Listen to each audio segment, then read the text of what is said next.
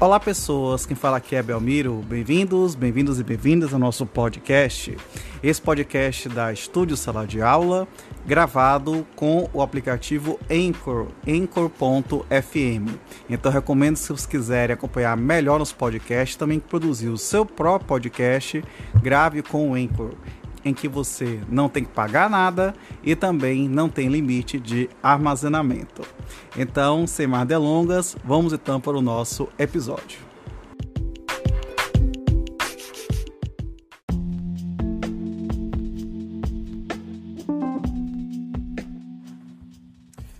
Lei número 10.257, de 10 de julho de 2001, regulamenta os artigos 182 e 133 da Constituição Federal e estabelece as diretrizes gerais para a política urbana e dá outras providências. O Presidente da República faz saber que o Congresso Nacional decreta e o sanciona a seguinte lei. Capítulo 1. Diretrizes gerais. Artigo 1º. Na execução da política urbana, de que trata os artigos 182 e 133 da Constituição Federal, será aplicado o previsto nesta lei. Parágrafo único. Para todos os efeitos, esta lei, denominada Estatuto da Cidade, estabelece normas de ordem pública e interesse social que regulam o uso da propriedade urbana em prol do bem coletivo, da segurança e do bem-estar dos cidadãos, bem como do equilíbrio ambiental.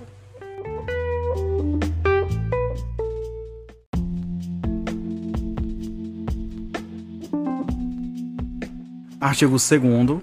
A política urbana tem por objetivo ordenar o pleno desenvolvimento das funções sociais da cidade e da propriedade urbana, mediante as seguintes diretrizes gerais.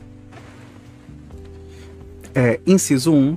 Garantia do direito às cidades sustentáveis, entendido como o direito à terra urbana, à moradia, ao saneamento ambiental, à infraestrutura urbana, ao transporte e aos serviços públicos, ao trabalho e ao lazer, para as presentes e futuras gerações. Inciso 2.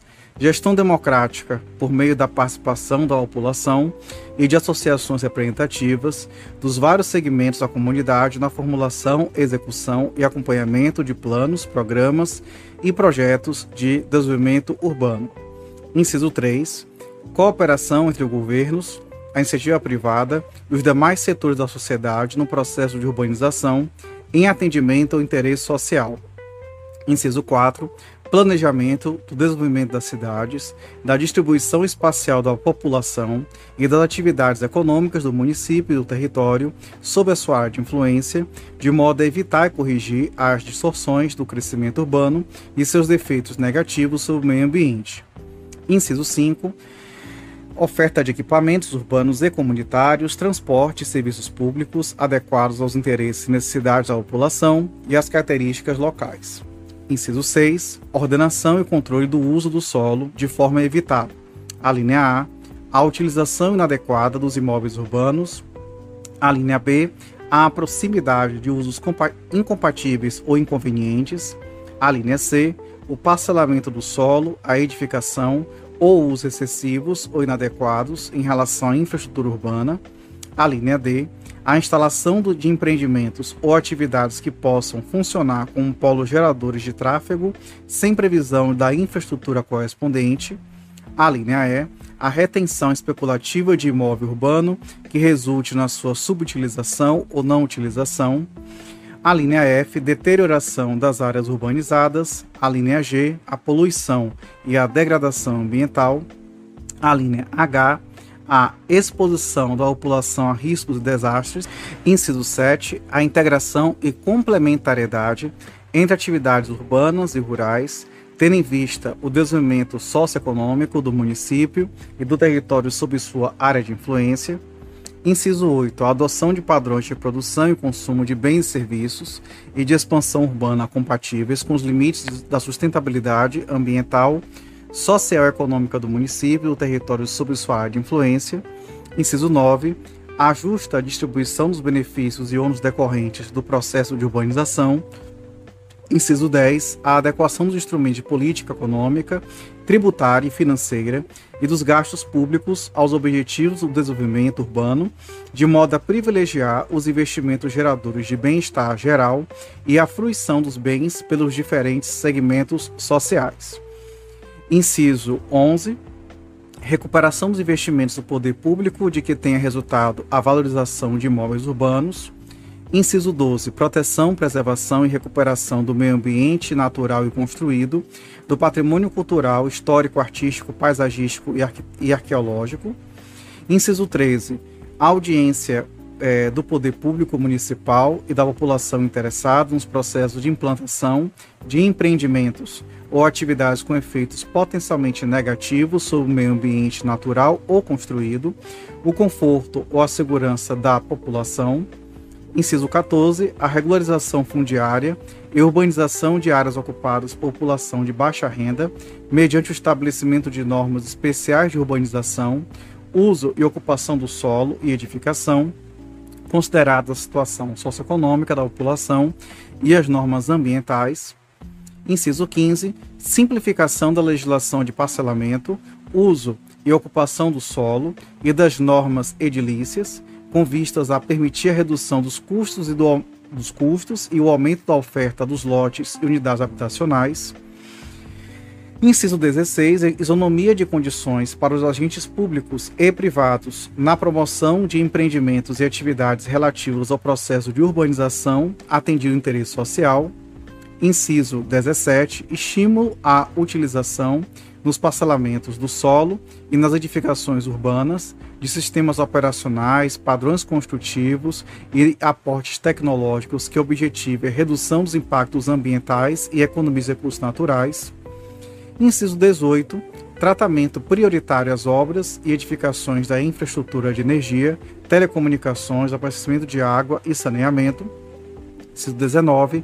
Garantia de condições condignas de acessibilidade, utilização e conforto das dependências internas das edificações urbanas, inclusive nas destinadas à moradia e ao serviço dos trabalhadores domésticos, observados requisitos mínimos de dimensionamento, ventilação, iluminação, ergonomia, privacidade e qualidade dos materiais empregados.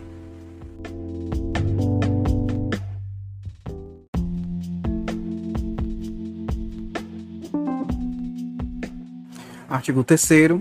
Compete à União, entre outras atribuições de interesse da política urbana: inciso 1. Legislar sobre normas gerais de direito urbanístico.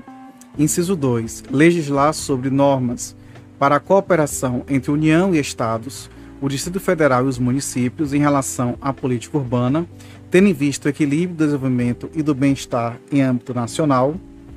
Inciso 3. Promover, por iniciativa própria e em conjunto com os Estados, o Distrito Federal e os municípios, programas de construção de moradias e melhorias das condições habitacionais, de saneamento básico, das calçadas, dos passeios públicos, do mobiliário urbano e dos demais espaços de uso público.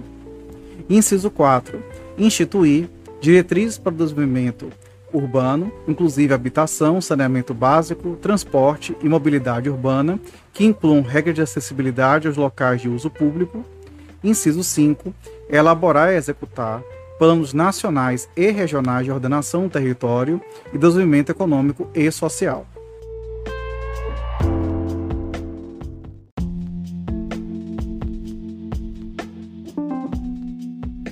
Capítulo 2. Dos instrumentos da política urbana. Seção 1. Dos instrumentos em geral. Artigo 4º. Para os fins desta lei, serão utilizados, entre outros instrumentos, inciso 1, planos nacionais, regionais e estaduais, de ordenação do território e desenvolvimento econômico e social. Inciso 2, planejamento das regiões metropolitanas, aglomerações urbanas e microrregiões. Inciso 3, planejamento municipal, em especial, a linha A, plano diretor. A linha B, disciplina do parcelamento, do uso e da ocupação do solo. A linha C, zoneamento ambiental. A linha D, plano plurianual. A linha E, diretrizes orçamentárias e orçamento anual. A linha F, gestão orçamentária participativa. A linha G, planos, programas e projetos setoriais. A linha H, planos de desenvolvimento econômico e social. Inciso 4, institutos tributários e financeiros, como a linha A, imposto sobre propriedade predial e territorial urbana, IPTU. A linha B, contribuição de melhoria. A linha C, incentivos e benefícios fiscais e financeiros. Inciso 5, institutos jurídicos e políticos. A linha A, desapropriação. A linha B, servidão administrativa. A linha C, limitações administrativas. A linha D, tombamento de imóveis ou de mobiliário urbano. A linha E, instituição de unidade de conservação. A linha F, instituição de zonas especiais de interesse social. A linha G, concessão de direito real de uso. A linha H, concessão de uso especial para fins de moradia. A linha I, parcelamento, edificação ou utilização compulsórios. A linha J, uso capião especial de imóvel urbano. A linha L, direito de superfície. A linha M, direito de preempção. A linha N, outorga onerosa do direito de construir e de alteração de uso. A linha O, transferência do direito de construir. A linha P, operações urbanas consorciadas. A linha Q, regularização fundiária. A linha R, assistência técnica e jurídica gratuita para as comunidades e grupos sociais menos favorecidos. A linha S, referendo popular e plebiscito. A linha T, demarcação urbanística para fins de regularização fundiária. A linha U, legitimação de posse. Inciso 6, estudo prévio de impacto ambiental, EIA, e estudo prévio de impacto de vizinhança, EIV. Parágrafo 1º, os instrumentos mencionados neste artigo regem-se pela legislação que lhes é própria, observado o disposto nesta lei. Parágrafo 2º, nos casos de programas e projetos habitacionais de interesse social, desenvolvidos por órgãos ou entidades da administração pública, com atuação específica nesta área, a concessão de direito real de uso de imóveis públicos poderá ser contratada coletivamente. Parágrafo 3º, os instrumentos previstos neste artigo, que demandam dispêndio de recursos por parte do poder público municipal, devem ser objeto de controle social, garantida a participação de comunidades, movimentos e entidades da sociedade civil.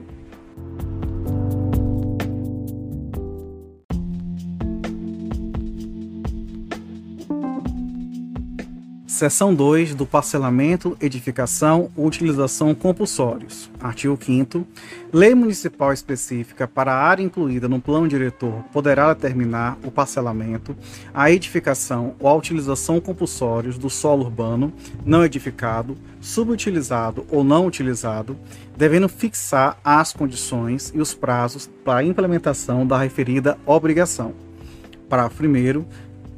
Considera-se subutilizado o imóvel, inciso 1, cujo aproveitamento seja inferior ao mínimo definido num plano diretor ou em legislação dele decorrente, inciso 2, vetado.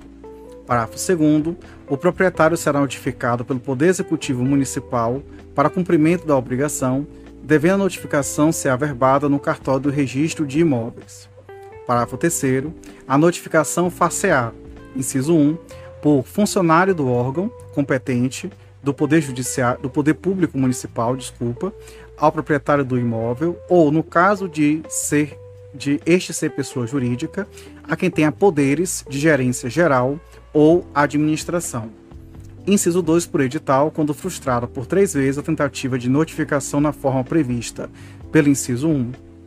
Parágrafo 4º.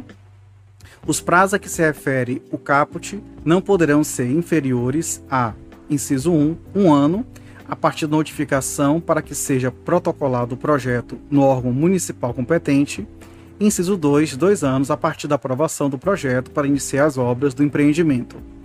Parágrafo 5º. Em empreendimentos de grande porte em caráter excepcional, a lei municipal específica que se refere ao caput poderá prever a conclusão em etapas, assegurando-se que o projeto aprovado compreenda o empreendimento como um todo.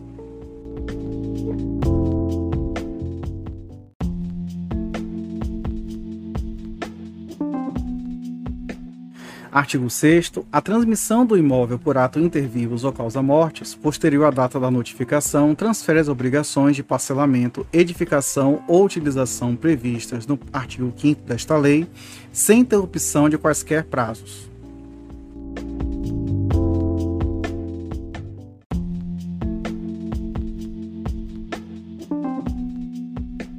Seção 3 do IPTU progressivo no tempo. Artigo 7º. Em caso de descumprimento das condições dos prazos previstos na forma do caput do artigo 5º desta lei, ou não sendo cumpridas as etapas previstas no parágrafo 5º do artigo 5º desta lei, o município procederá à aplicação do Imposto sobre Propriedade Predial e Territorial Urbana, IPTU, progressivo no tempo, mediante a majoração da alíquota pelo prazo de 5 anos consecutivos. Parágrafo 1º. O valor da alíquota a ser aplicada a cada ano será fixado na lei específica a que se refere o caput do artigo 5º desta lei e não excederá a 2 vezes o valor referente ao ano anterior, respeitada a alíquota máxima de 15%. Parágrafo 2º. Caso a obrigação de parcelar, edificar ou utilizar não esteja atendida em 5 anos, o município manterá a cobrança pela alíquota máxima até que se cumpra a referida obrigação, garantida a prerrogativa prevista no artigo 8º. Parágrafo 5º. É vedada a concessão de isenções ou de anistia relativas à tributação progressiva de que trata este artigo.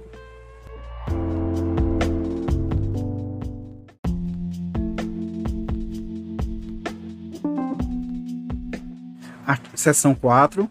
Da desapropriação com pagamento em títulos. Artigo 8º. Decorridos 5 anos de cobrança do IPTU progressivo sem que o proprietário tenha cumprido a obrigação de parcelamento, edificação ou utilização, o município poderá proceder à desapropriação do imóvel com pagamento em títulos da dívida pública. Parágrafo 1º. Os títulos da dívida pública terão prévia aprovação pelo Senado Federal e serão resgatados no prazo de até 10 anos, em prestações anuais iguais e sucessivas, assegurados o valor real da indenização e os juros legais de 6% ao ano. Parágrafo 2º. O valor real da indenização, inciso 1, refletirá o valor da base de cálculo e do IPTU, descontado o montante incorporado em função de obras realizadas pelo poder público na área onde o mesmo se localiza após notificação de que trata o parágrafo 2º do artigo 5º desta lei. Inciso 2. Não computará expectativas de ganhos, lucros cessantes e juros compensatórios. Parágrafo 3º. Os títulos de que trata este artigo não terão poder liberatório para pagamento de tributos. Parágrafo 4º. O município procederá ao adequado aproveitamento do imóvel no prazo máximo de 5 anos, contado a partir da sua incorporação ao patrimônio público. Parágrafo 5º. O aproveitamento do imóvel poderá ser efetivado diretamente pelo poder público ou por meio de alienação ou concessão a terceiros, observando-se nestes casos o devido procedimento licitatório. Parágrafo 6º. Ficam mantidas para o adquirente de imóvel, nos termos do parágrafo 5º, as mesmas obrigações de parcelamento, edificação ou utilização previstas no artigo 5º desta lei.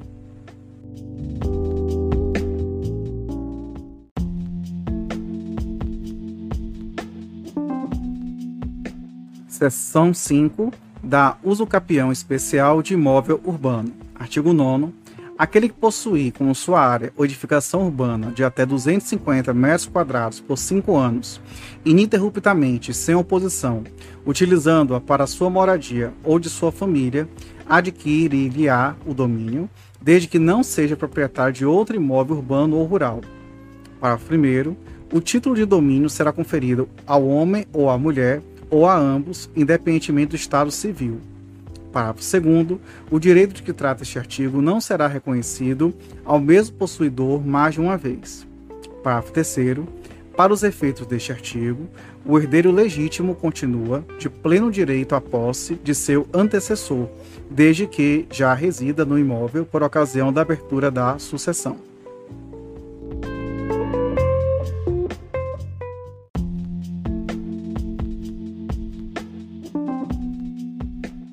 Artigo 10.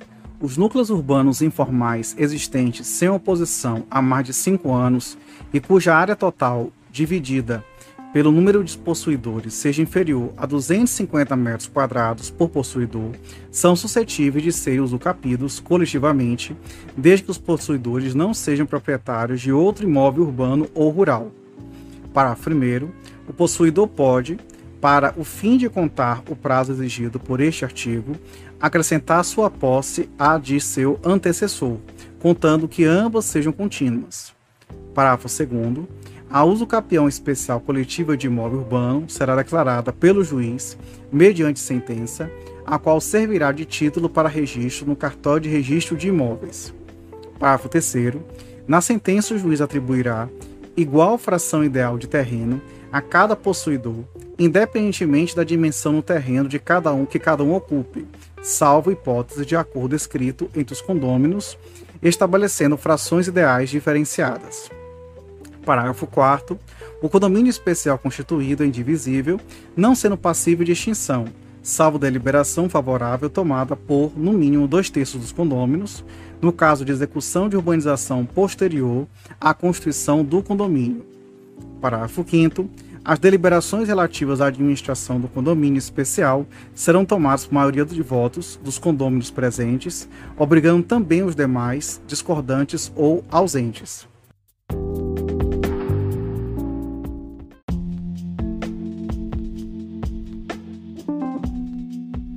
Artigo 11.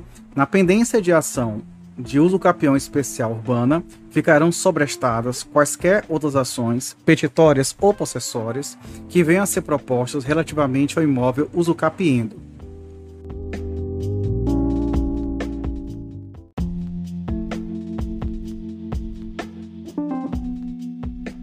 Artigo 12. São partes legítimas para a propositura da ação de usucapião especial urbana: inciso 1, o possuidor, isoladamente, ou litisconsórcio originário ou superveniente. Inciso 2, os possuidores, em estado de composse. Inciso 3, como substituto processual, a associação de moradores da comunidade regularmente constituída, com personalidade jurídica, desde que explicitamente autorizada pelos representados. Parágrafo 1º. Na ação de usucapião especial urbana, é obrigatória a intervenção do Ministério Público.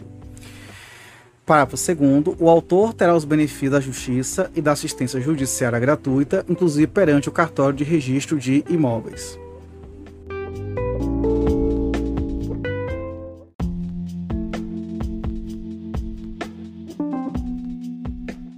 Artigo 13. A usucapião especial de imóvel urbano poderá ser invocada como matéria de defesa, valendo a sentença que a reconhecer como título para registro no cartório de registro de imóveis.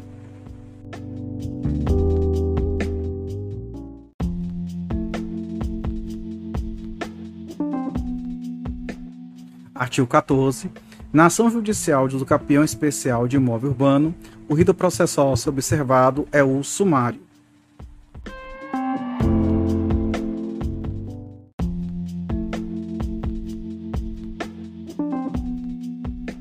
Seção 6 da concessão de uso especial para fins de moradia, artigos 15 a 20 vetados.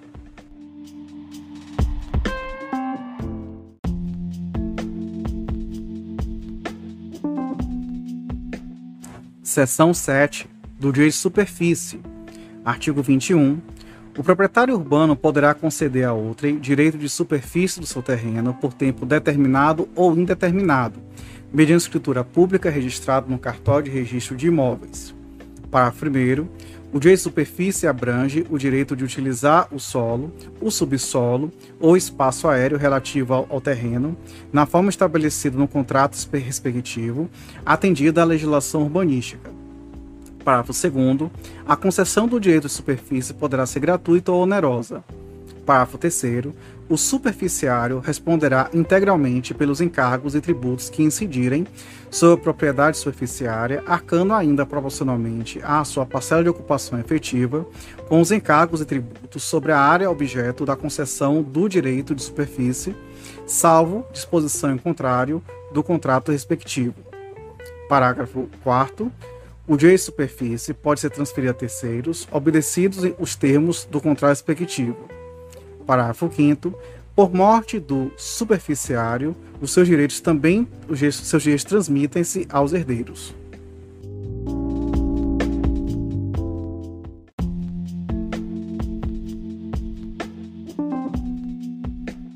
Artigo 22. Em caso de alienação do terreno ou do direito de superfície, o superficiário e o proprietário, respectivamente, terão direitos de preferência em igualdade de condições à oferta de terceiros.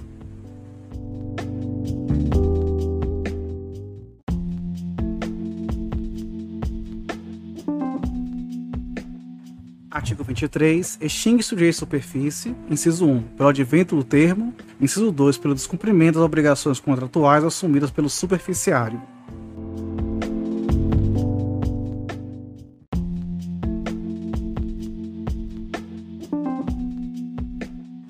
Artigo 24. Extinto o direito de superfície, o proprietário recuperará o pleno domínio do terreno, bem como das accessões e benfeitorias introduzidas no imóvel, independentemente de indenização, se as partes não houverem estipulado o contrário no respectivo contrato.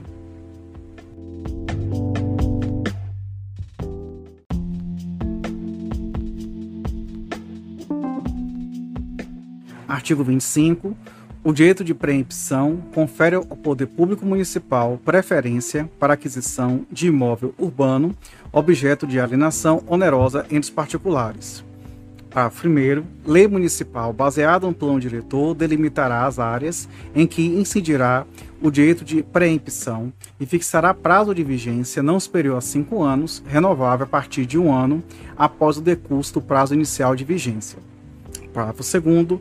O direito de preempção fica assegurado durante o prazo de vigência fixado na norma do parágrafo 1º, independentemente do número de alienações referentes ao mesmo imóvel.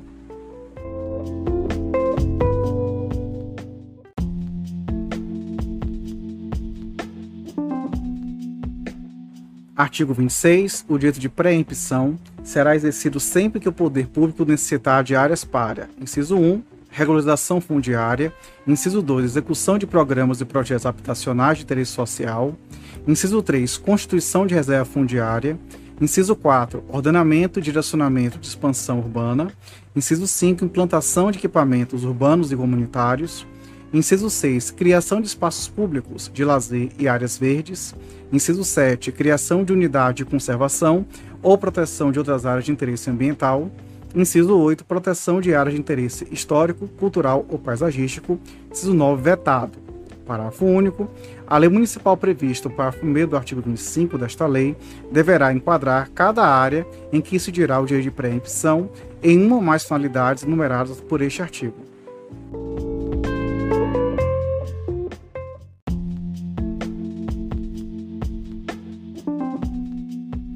Artigo 27. O proprietário deverá notificar sua intenção de alienar o imóvel para que o município, no prazo máximo de 30 dias, manifeste por escrito o interesse de comprá-lo. Parágrafo 1º. A notificação mencionada no caput será anexada à proposta de compra assinada por terceiro interessado na aquisição do imóvel, na qual constarão preço, condições de pagamento e prazo de validade. Parágrafo 2º. O município fará publicar em órgão oficial e em pelo menos um jornal local ou regional de grande circulação edital de aviso da notificação recebida nos termos do caput e da intenção de aquisição do imóvel nas condições da proposta apresentada. Parágrafo 3º. Transcorrido o prazo mencionado no caput sem manifestação, fica o proprietário autorizado a realizar a alienação para terceiros nas condições da proposta apresentada. Parágrafo 4º. Concretizada a vinda a terceiro, o proprietário fica obrigado a apresentar ao município, no prazo de 30 dias, cópia do instrumento público de alienação do imóvel. Parágrafo 5º. A alienação processada em condições diversas da proposta apresentada é nula de pleno direito. Parágrafo 6º. Ocorrida a hipótese prevista no parágrafo 5º, o município poderá adquirir o imóvel pelo valor da base de cálculo do IPTU ou pelo valor indicado na proposta apresentada, se este for inferior àquele.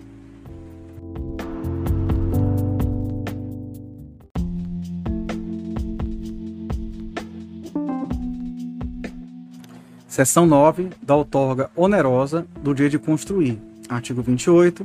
O plano diretor poderá fixar áreas nas quais o direito de construir poderá ser exercido acima do coeficiente de aproveitamento básico adotado, mediante contrapartida a ser prestada pelo beneficiário.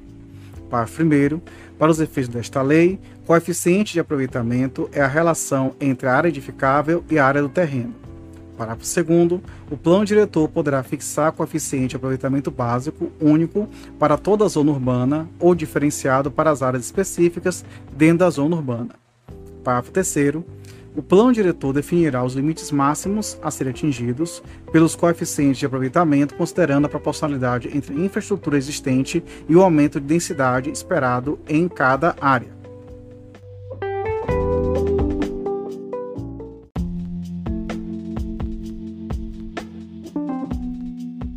Artigo 29. O plano diretor poderá fixar áreas nas quais poderá ser permitida a alteração de uso do solo, mediante contrapartida a ser prestada pelo beneficiário.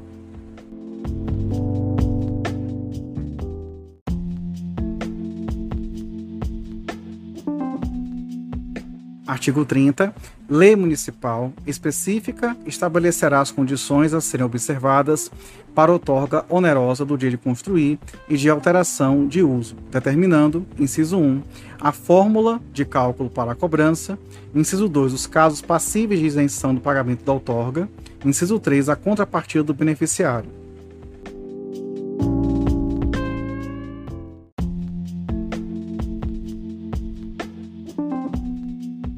Artigo 31. Os recursos oferidos com a adoção da outorga onerosa do dia de construir e de alteração de uso serão aplicados com as finalidades previstas nos incisos 1 a 9 do artigo 26 desta lei.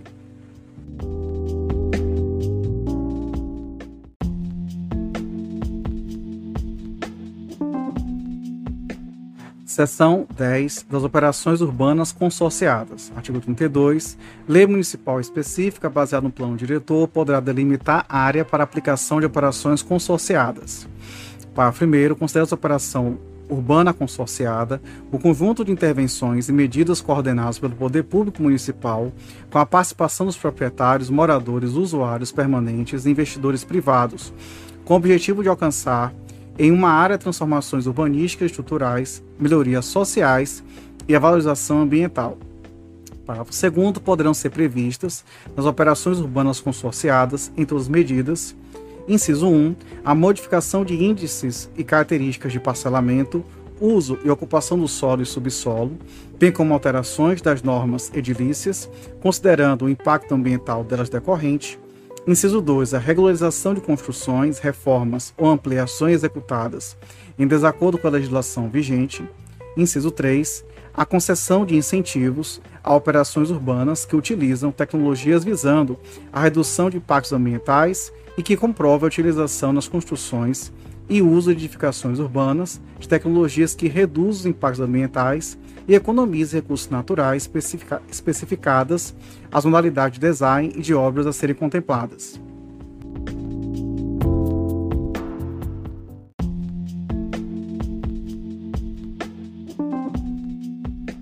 Artigo 33. Da lei específica para aprovar a operação urbana consorciada, constará o plano de operação urbana consorciada contendo, no mínimo, inciso 1, definição da área a ser atingida. Inciso 2, programa básico de ocupação da área. Inciso 3, programa de atendimento econômico e social para a população diretamente afetada pela operação. Inciso 4, finalidade da operação. Inciso 5, estudo prévio de impacto de vizinhança. Inciso 6, contrapartida a ser exigido dos proprietários, usuários permanentes e investidores privados em função da utilização dos benefícios previstos nos incisos 1, 2 e 3 do parágrafo 2º do artigo 32 dessa lei. Inciso 7, forma de controle de operação obrigatoriamente compartilhado com a representação da sociedade civil. Inciso 8, natureza dos incentivos a serem concedidos aos proprietários, usuários permanentes e investidores privados, uma vez atendido o disposto no inciso 3 do parágrafo 2º do artigo 32 desta lei. Parágrafo 1º. Os recursos obtidos pelo Poder Público Municipal, na forma do inciso 6 deste artigo, serão aplicados exclusivamente na própria operação urbana consorciada. Parágrafo 2º. A partir da aprovação da lei específica de que trata o caput, são nulas as licenças e autorizações a cargo do Poder Público Municipal expedidas em desacordo com o plano de operação urbana consorciada.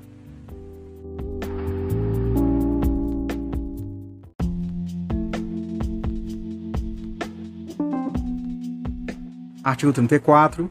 A lei específica que aprovar a operação urbana consorciada poderá prever a emissão pelo município de quantidade determinada de certificados de potencial adicional de construção que serão alienados em leilão ou utilizados diretamente no pagamento das obras necessárias à própria operação. Parágrafo 1º. Os certificados de potencial adicional de construção serão livremente negociados, mas conversíveis em direito de construir, unicamente na área objeto da operação. Parágrafo 2º. Apresentado o pedido de licença para construir, o certificado de potencial adicional será utilizado no pagamento da área de construção que supere os padrões estabelecidos pela legislação de uso e ocupação do solo, até o limite fixado pela lei específica que aprovar a operação urbana consorciada.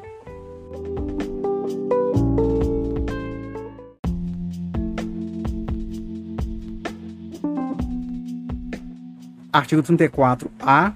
Nas regiões metropolitanas ou nas aglomerações urbanas instituídas por lei complementar estadual, poderão ser realizadas operações urbanas consorciadas interfederativas aprovadas por leis estaduais específicas.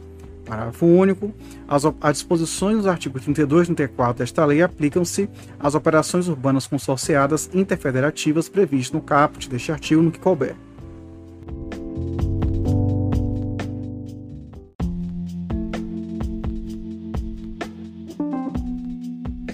Seção 11 da transferência do direito de construir. Artigo 35. Lei municipal, baseada no plano diretor, poderá autorizar o proprietário do imóvel urbano, privado ou público, a exercer em outro local ou alienar, mediante escritura pública, o direito de construir previsto no plano diretor ou em legislação urbanística dele decorrente, com o deferido imóvel for considerado necessário para fins de: inciso 1, implantação de equipamentos urbanos e comunitários. Inciso 2, preservação quando o imóvel for considerado de interesse histórico, ambiental, paisagístico, social ou cultural. Inciso 3, servir a programas de regularização fundiária, urbanização de áreas ocupadas por população de baixa renda e habitação de interesse social. Parágrafo 1º. A mesma faculdade poderá ser concedida ao proprietário que doar ao poder público o seu imóvel ou parte dele para os fins previstos nos incisos 1 a 3 do caput. Parágrafo 2º. A lei municipal referida no caput estabelecerá as condições relativas à aplicação da transferência do direito de construir.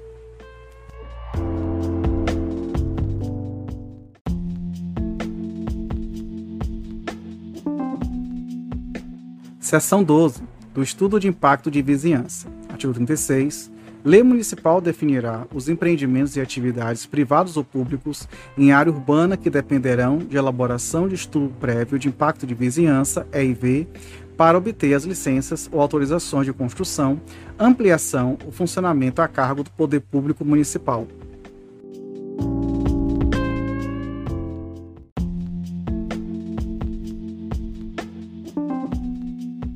Artigo 37. O EIV será executado de forma a contemplar os efeitos positivos e negativos do empreendimento ou atividade quanto à qualidade de vida da população residente na área e suas proximidades, incluindo a análise no mínimo das seguintes questões. Inciso 1, adensamento populacional. Inciso 2, equipamentos urbanos e comunitários. Inciso 3, uso e ocupação do solo. Inciso 4, valorização imobiliária. Inciso 5, geração de tráfego e demanda por transporte público. Inciso 6, ventilação e iluminação. Inciso 7, paisagem urbana e patrimônio natural e cultural. Parágrafo único. Dar-se-á publicidade aos documentos integrantes do EIV que ficarão disponíveis para consulta no órgão competente do Poder Público Municipal por qualquer interessado.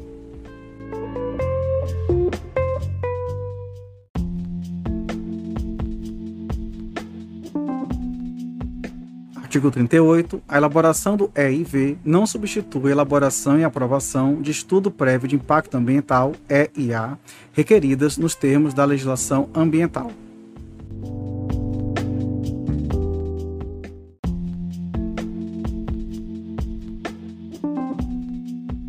Capítulo 3 do Plano Diretor. Artigo 39.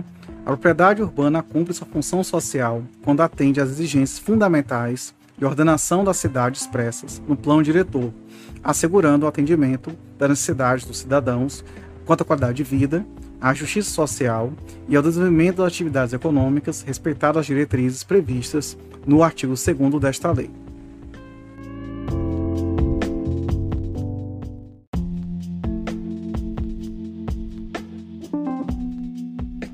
Artigo 40.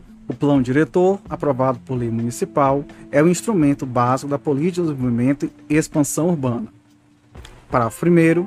O Plano Diretor é parte integrante do processo de planejamento municipal, devendo o plano plurianual, as diretrizes orçamentárias e o orçamento anual incorporar as diretrizes e prioridades nele contidas. Parágrafo 2º. O Plano Diretor deverá englobar o território do município como um todo. Parágrafo 3º. A lei que instituir o Plano Diretor deverá ser revista, pelo menos a cada 10 anos. Parágrafo 4º. No processo de elaboração do Plano Diretor e na fiscalização de sua implementação, os poderes legislativo e executivo municipais garantirão, inciso 1, a promoção de audiências públicas e debates com a participação da população e de associações representativas dos vários segmentos da comunidade. Inciso 2, a publicidade quanto aos documentos e informações produzidos. Inciso 3, o acesso de qualquer interessado aos documentos e informações produzidos. Parágrafo 5º, vetado.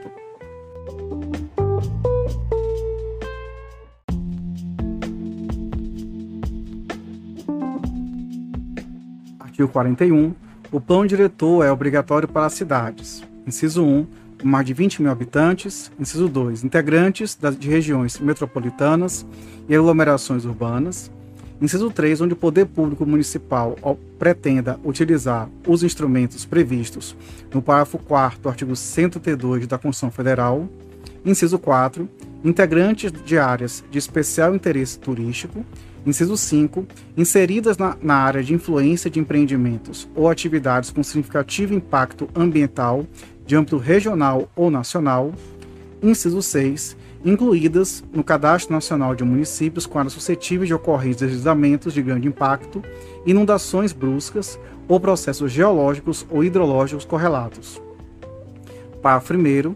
No caso de realização de empreendimentos ou atividades enquadrados no inciso 5 do caput, os recursos técnicos e financeiros para a elaboração do plano diretor estarão inseridos nas medidas de compensação adotadas. Parágrafo 2º. No caso de cidades com mais de 500 mil habitantes, deverá ser elaborado um plano de transporte urbano integrado compatível com o plano diretor ou nele inserido. Parágrafo 3º.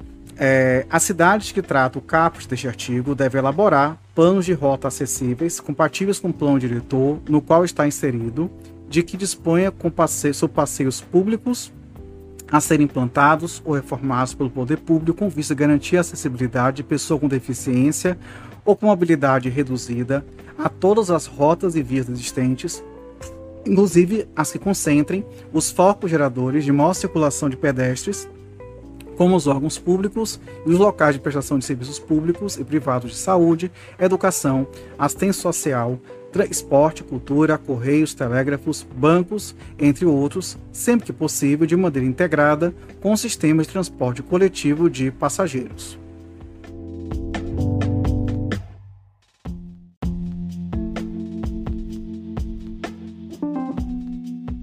Artigo 42. O plano diretor deverá conter, no mínimo, inciso 1, a delimitação das áreas urbanas onde poderá ser aplicado o parcelamento, edificação ou utilização compulsórios, considerando a existência da infraestrutura e de demandas para utilização na forma do artigo 5º desta lei.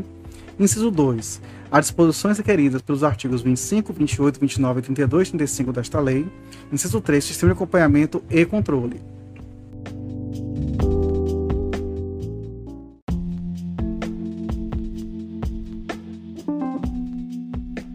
Artigo 42-A. Além do conteúdo previsto no artigo 42, o plano diretor dos municípios incluídos no Cadastro Nacional de Municípios com áreas suscetíveis à ocorrência de deslizamentos de grande impacto, inundações bruscas ou processos geológicos ou hidrológicos correlatos deverá conter: inciso 1, parâmetro de parcelamento, uso e ocupação do solo, de modo a promover a diversidade de usos e a contribuir para a geração de empregos e renda.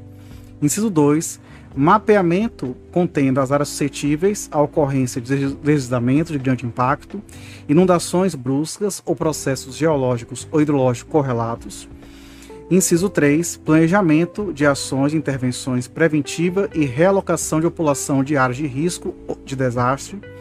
Inciso 4, medidas de drenagem urbana necessárias à prevenção e à mitigação de impactos de desastres. E inciso 5, diretrizes para a regularização fundiária dos assentamentos urbanos irregulares, se houver, observadas a Lei 11.977 de 2019 e demais normas federais, estaduais pertinentes, e previsão de áreas para habitação de interesse social, por meio da demarcação de zonas específicas de interesse social e de outros instrumentos de política urbana onde o uso habitacional for permitido. Inciso 6, identificação e diretrizes para a preservação e ocupação das áreas verdes municipais, quando for o caso, com vista à redução da hipermeabilização das cidades. Parágrafo 1º. A identificação e o mapeamento da área de risco levarão em conta as cartas geotécnicas. Parágrafo 2º. O conteúdo do plano diretor deverá ser compatível com as disposições incertas nos planos de recursos hídricos formulados consoante a Lei 9.433, de 8 de janeiro de 97. Parágrafo 3º. Os municípios adequarão o plano diretor às disposições deste artigo por ocasião de sua revisão, observados os prazos legais. Parágrafo 4º. Os municípios enquadrados no inciso 6 do artigo 41 desta lei e que não tenham plano diretor aprovado terão prazo de 5 anos para o seu encaminhamento para aprovação pela Câmara Municipal.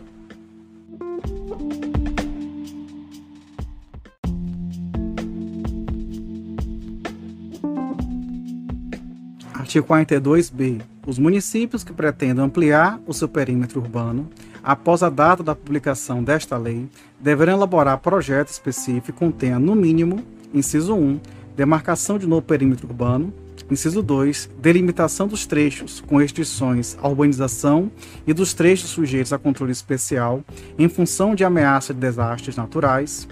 Inciso 3, definição de diretrizes específicas e de áreas que serão utilizadas para infraestrutura, sistema viário e equipamentos de instalações públicas, urbanas e sociais. Inciso 4, definição de parâmetros de parcelamento, uso e ocupação do solo, de modo a promover a diversidade de usos e contribuir para a geração de emprego e renda. Inciso 5, previsão de áreas para habitação e interesse social por meio da demarcação de zonas especiais de interesse social e de outros instrumentos de política urbana quando o uso habitacional for permitido. Inciso 6, definição de diretrizes de instrumentos específicos para a proteção ambiental e do patrimônio histórico e cultural. E, inciso 7, definição de mecanismos para garantir a justa distribuição dos ônus e benefícios decorrentes do processo de urbanização no território, de expansão urbana e recuperação para a coletividade de valorização imobiliária resultante da ação do poder público. Parágrafo 1º. O projeto específico de trato o caput deste artigo deverá ser instituído por lei municipal e atender às diretrizes no plano diretor, quando houver. Parágrafo 2º. Quando o plano diretor contemplar as exigências estabelecidas no caput, o município ficará dispensado da elaboração do projeto específico de que trata o caput deste artigo. Parágrafo 3º. A aprovação de projetos de parcelamento do solo no novo perímetro urbano ficará condicionada à existência do projeto específico e deverá obedecer às suas disposições.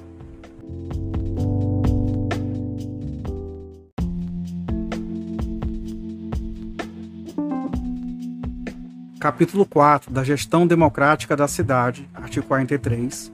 Para garantir a gestão democrática da cidade, deverão ser utilizados, dentre outros, os seguintes instrumentos.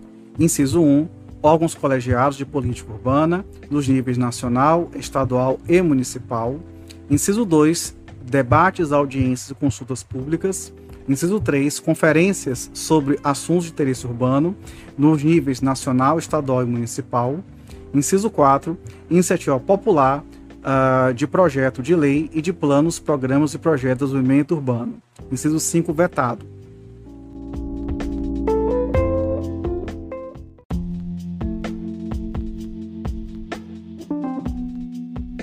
Artigo 44. No âmbito municipal, a gestão orçamentária participativa de que trata a linha F do inciso 3 do artigo 4º desta lei incluirá a realização de debates, audiências e consultas públicas sobre as propostas do plano plurianual, da lei de diretrizes orçamentárias e do orçamento anual como condição obrigatória para a sua aprovação pela Câmara Municipal.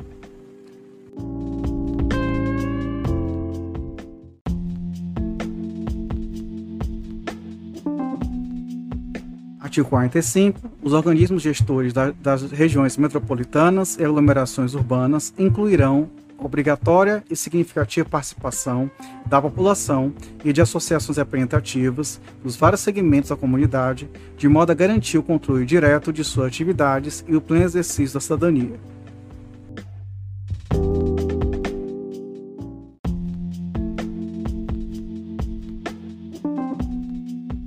Capítulo 5. Disposições gerais. Artigo 46. O poder público municipal poderá facultar ao proprietário da área atingida pela obrigação de que trata o caput do artigo 5º desta lei, o objeto de regularização fundiária urbana para fins de regularização fundiária,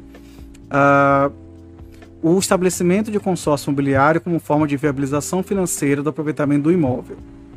Parágrafo 1º.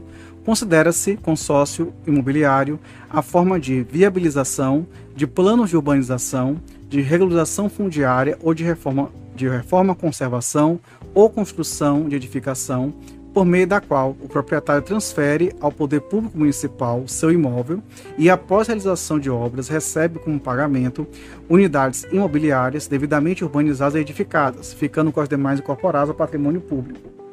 Parágrafo 2º. O valor das unidades imobiliárias serem entregues ao proprietário será correspondente ao valor do imóvel antes da execução das obras. Parágrafo 3º. A instauração do consórcio imobiliário por proprietários que tenham dado causa à formação de núcleos urbanos informais ou por seus sucessores não eximirá das responsabilidades administrativa, civil ou criminal.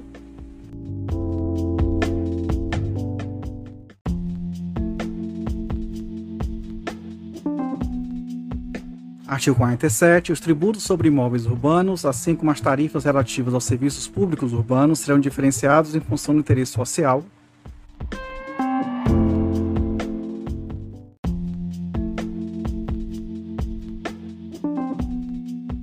Artigo 48. Nos casos de programas e projetos habitacionais de interesse social desenvolvidos por órgãos ou entidade da administração pública com atuação específica nesta área, os contratos de concessão de direito real de uso de imóveis públicos terão, para todos os fins de direito, caráter de escritura pública, não se aplicando o disposto no Código Civil.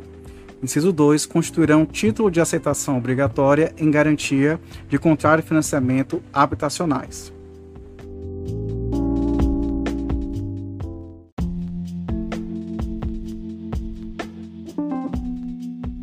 Artigo 49. Os estados e municípios terão prazo de 90 dias a partir da entrada em vigor desta lei para fixar prazos por lei para expedição de diretriz de empreendimentos urbanísticos, aprovação de projetos de parcelamento e de edificação, realização de vistorias e expedição de termo de verificação e conclusão de obras.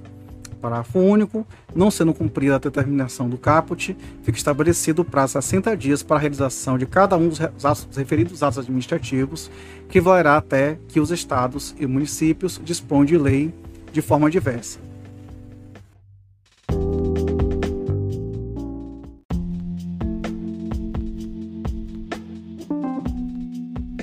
Artigo 50. Os municípios que estejam enquadrados na obrigação prevista nos incisos 1 e 2 do caput do artigo 40 desta lei e que não tenham plano diretor aprovado até a data de entrar em vigor desta lei deverão aprová-la até 30 de junho de 2008.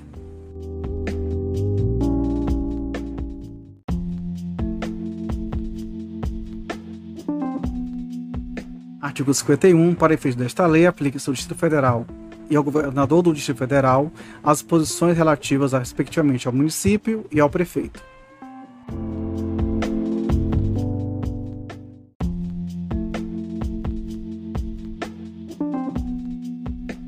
Artigo 52. Sem prejuízo da punição de outros agentes públicos envolvidos e da aplicação de outras sanções cabíveis, o prefeito incorre em improbidade administrativa quando, inciso 1, vetado, inciso 2, deixar de proceder, no prazo de 5 anos, o adequado aproveitamento do imóvel incorporado ao patrimônio público, conforme disposto no parágrafo 4º do artigo 8º desta lei. Inciso 3, utilizar áreas obtidas por meio do direito de preempção, em desacordo com o disposto no artigo 26 desta lei. Inciso 4, aplicar os recursos auferidos com a outorga onerosa direito de construir e de alteração de uso em desacordo com o previsto no artigo 31 desta lei. Inciso 5, aplicar os recursos auferidos com as operações consorciadas em desacordo com o previsto no parágrafo 1º do artigo 33 desta lei. Inciso 6, impedir ou deixar de garantir os requisitos contidos nos incisos 1 a 3 do parágrafo 4º do artigo 40 desta lei. Inciso 7, deixar de tomar as providências necessárias para garantir a observância do disposto no parágrafo 3º do artigo 40 e 50 desta lei. Inciso 8, adquirir imóvel de objeto de preempção nos termos dos artigos 25 a 27 desta lei, pelo valor da proposta apresentada, se este for comprovadamente superior ao de mercado.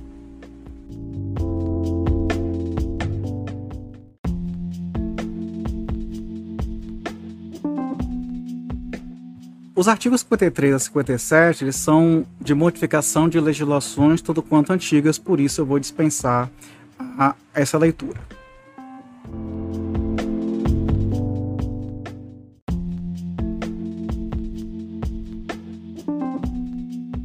Artigo 57A.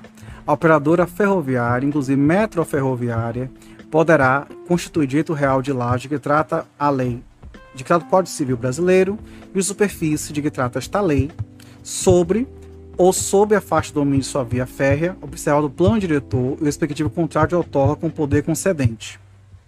Parágrafo único.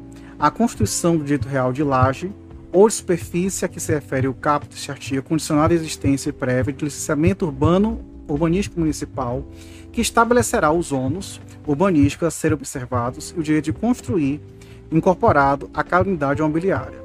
Esse dispositivo foi incluído pela Lei 14.273 de 2021, que foi conversão de uma medida provisória.